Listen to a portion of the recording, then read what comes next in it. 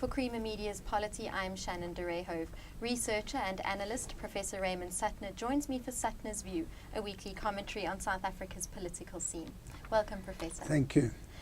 As we speak, the head of the Hawks investigation unit has been suspended. The head of the NPA is facing an inquiry into his fitness to hold office. Leading individuals in SARS have been suspended, and other institutions are experiencing instability. What accounts for this situation?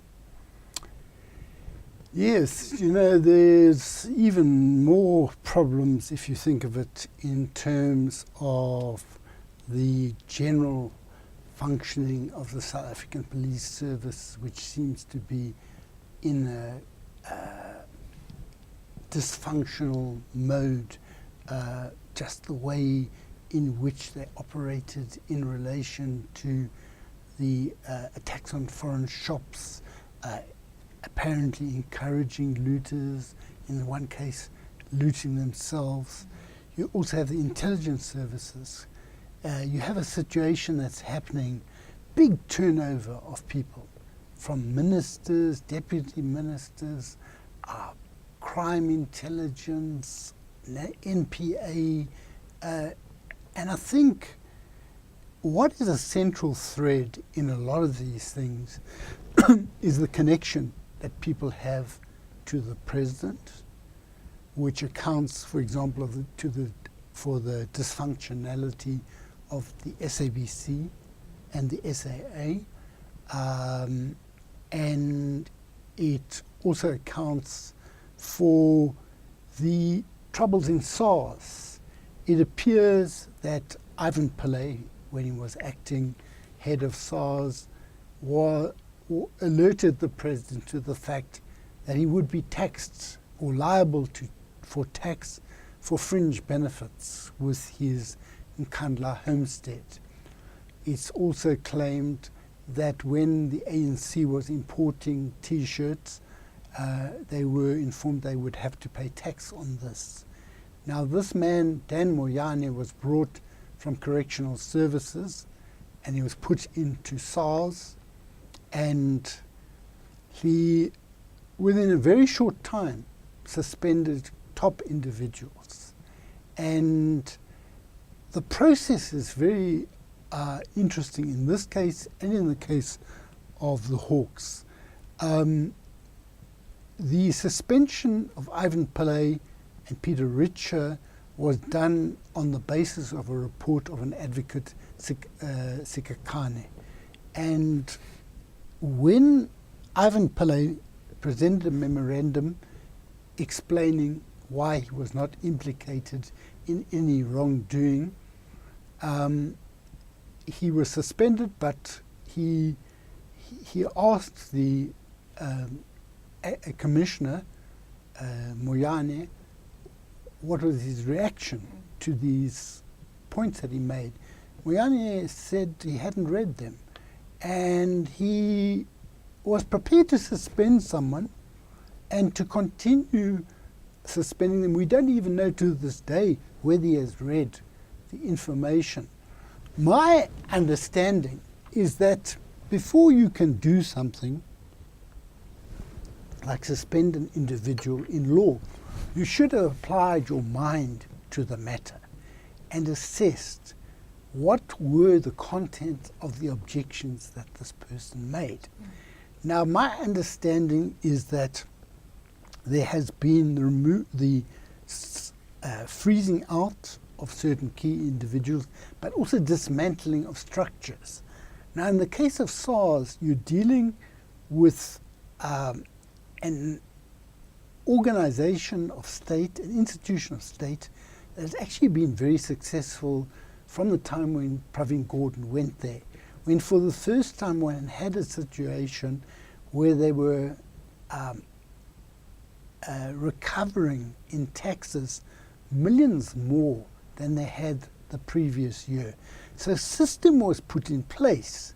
Now it seems to me that you have to have very, very good reason for undermining a system like that, because you have institutional memory, you have expertise, and apparently a lot of others have resigned following these attacks on leadership figures within SARS. Now, the same sort of thing is happening in the Hawks. The minister suspends Dramat. It appears that he runs contrary to a constitutional court decision which says only Parliament can remove the head of the Hawks. And Dramat is reinstated. They change the locks. He can't go back to his office. And the minister then goes to Parliament. Now, Parliament, which is now shown itself to be very devoted to anything that the president wants and unwilling to hold people accountable, is hesitant because it doesn't seem clear that they have grounds for removing the man. They've not actually been provided with adequate grounds. Dramat is alleged, and General Sabia, they're both alleged to have been involved in handing over people to Zimbabwe. IPID, the Independent Police Investigation Directorate, has cleared them. So the grounds for removing them, according to the minister, there's some lack of correspondence between the evidence and the conclusions or some such thing. But the Committee of Parliament was a little bit hesitant, and they said they'd have to raise it with the Speaker because, as Franny Rapkin says in an article in the Business Day today, it's possible that if they go ahead with a process without a reason, adequate reason for removal, there can be legal action against them. So you've got a range of attacks on state institutions. The National Prosecuting Authority has been unable to function for a very long time. Now they say that there is going to be an investigation into Ngasana. We don't know what the basis will be for his removal. There's no clarity about when it will start. But apparently, according to the reports, Jiba, the deputy head, before it was announced that there was going to be this inquiry, told people in the NPA that they won't be stuck with this guy for much longer. So you've got people there who, in the case of the NPA, in the case of the Hawks, who are seen to be investigating things that people at the top, particularly the president, don't want. In Nkandla, the pursuit of the prosecution of Richard Mdluli. So there's a range of reasons which do not seem to be conducive to good functioning of these institutions. What do you see as the overall effect of these developments? Well, you know, they are making important state institutions dysfunctional.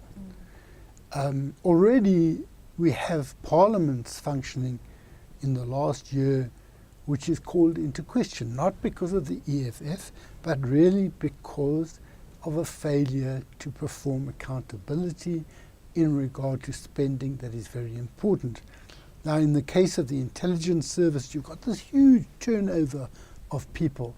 So what these others who've left know is not is in their minds, and they've left the service.